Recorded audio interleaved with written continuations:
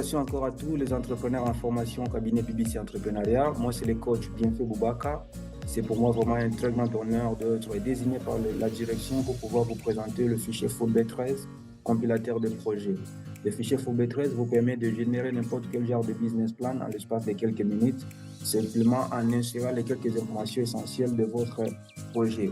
Vous savez, le business plan est un document qui détaille l'ensemble du projet ainsi que l'évolution attendue de votre entreprise.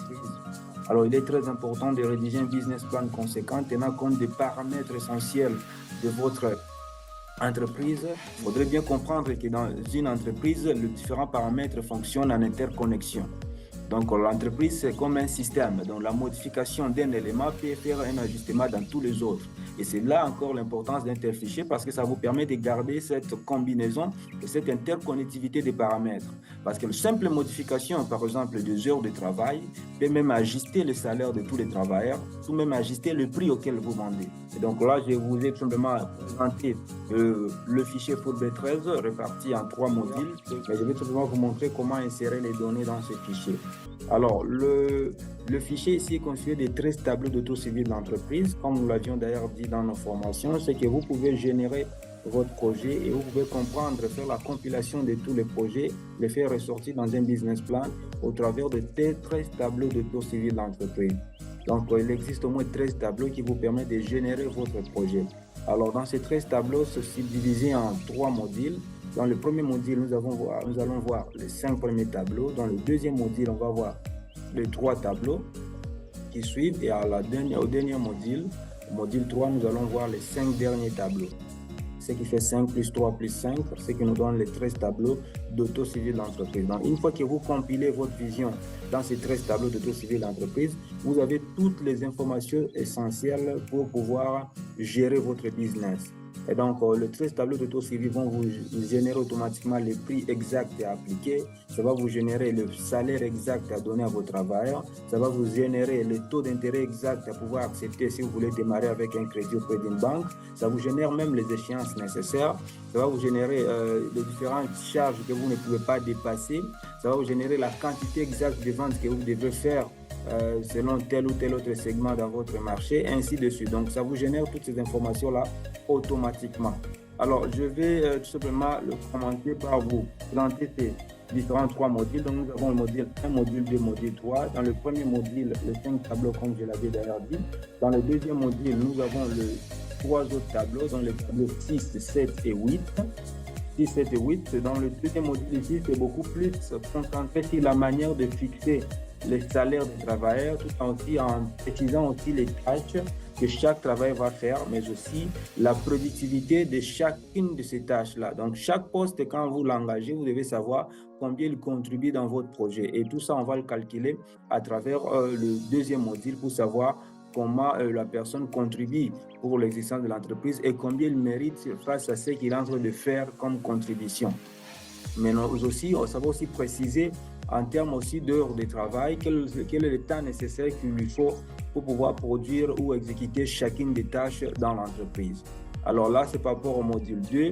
Alors, il y a pas mal d'autres informations qu'on va peut-être essayer un peu de parler là-bas sur la manière de faire des stratégies politiques de vente pour pouvoir réguler l'activité de vente de votre entreprise avec les 8 escaliers de persuasion client que vous allez d'abord voir dans votre syllabus. Donc, faire monter les clients sur l'escalier de persuasion de manière logique, de manière technique pour pouvoir, c'est un peu d'amener beaucoup plus de ventes dans votre business. On y reviendra. Alors, il y a aussi le module 3. Dans ce module 3 ici, c'est beaucoup plus maintenant la manière de départager ou de saucissonner votre projet dans différentes périodes, afin de pouvoir bien équilibrer votre vision et comprendre la manière dont vous allez exécuter période par période, mais aussi prévoir aussi les différentes ressources nécessaires à chaque charge prévue selon chacune de ces périodes-là, démarrer son projet. Alors, les différents graphiques que vous êtes en train de voir là sont des éléments qui se génèrent automatiquement dans ce fichier, donc vous n'avez pas à vous en faire par rapport à ça. Donc, vous pouvez facilement comprendre tout cela parce que le fichier va vous les départager de manière simple et automatique. Ce fichier, nous sommes au module 1. Rapidement, je vous montre comment insérer les valeurs. Alors, je vais parler que dans le module 1, nous avons 5 tableaux. Il y a le premier tableau que vous voyez ici, deuxième tableau ici, troisième là, quatrième et le dernier tableau, c'est en bas qu'on appelle le tableau structuration des prix. Alors, je vais zoomer pour que vous puissiez le voir de manière beaucoup plus claire. Alors là, j'ai fini avec le tableau 1. Je descends automatiquement au tableau 2. Au tableau 2, tout ce que j'ai à faire, c'est aller tout simplement maintenant préciser le coût du loyer, eau et électricité et différentes charges du personnel que je vais supporter. Donc, par rapport au loyer, donc je vais tout simplement, vous allez d'abord remarquer une chose avant de parler du loyer, que l'amortissement linéaire est déjà complété ici et c'est le même montant du tableau 1 qui vient apparaître ici. Pourquoi? Parce que je vais rendre ça fixe. Hein, c'est une politique que nous appelons charnière dans la formation. Vous savez comment donner des explications de détails par rapport à ça. Je ne vais pas y entrer pour ne pas rendre la vidéo très longue. Alors, comme loyer, je vais payer un loyer et disons comme salaire, disons, je fixe $100. Et je me dis que ça sera un loyer que je vais payer par mois. Donc ici, je vais aller choisir mois. Et à côté, je laisse 1. Donc ça sera chaque 1 mois. Autrement, vous voyez, ça me signale ici au niveau de représentation que donc je vais payer ces loyers ici 12 fois. Je vais payer ces loyers 12 fois parce que ça sera chaque mois que je vais les payer. Donc dans l'année, je vais le payer 12 fois. Et quand ça me calcule la valeur, ça me dit que je vais payer $1 200 dans l'année pour les dépenses de loyer.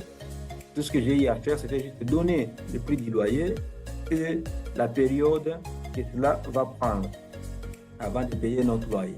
Et donc pour l'eau, par exemple, je me dis que je vais payer aussi une facture et disons ça sera à $15 et ça sera aussi chaque mois. Donc ici, je choisis aussi mois. Automatiquement, ça me calcule les dépenses que je vais supporter pour...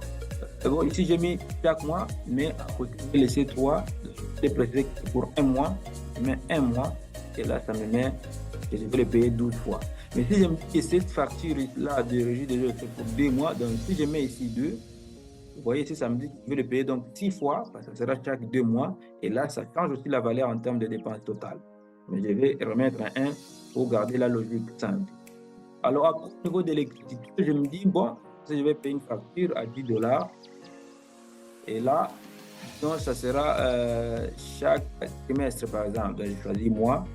Je donne juste des exemples pour éviter de garder la même chose. Donc, ça sera chaque trimestre, donc ça sera chaque 3 mois. Je mets 3 là-bas. Fini. Alors, au niveau du charge du personnel, ici, comme je l'ai toujours dit, ce sont des estimations que nous faisons, que nous allons éclater au module 2.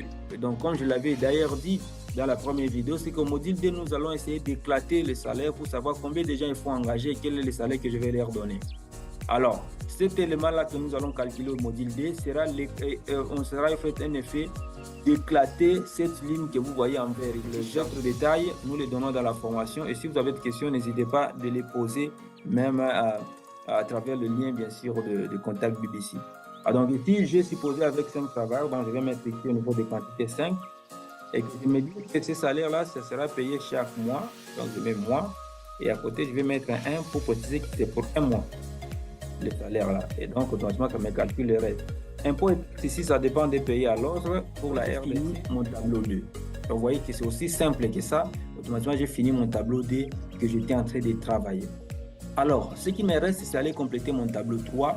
Et pour compléter le tableau 3, ce qu'il y a à faire, je pars simplement ici, au tableau 3.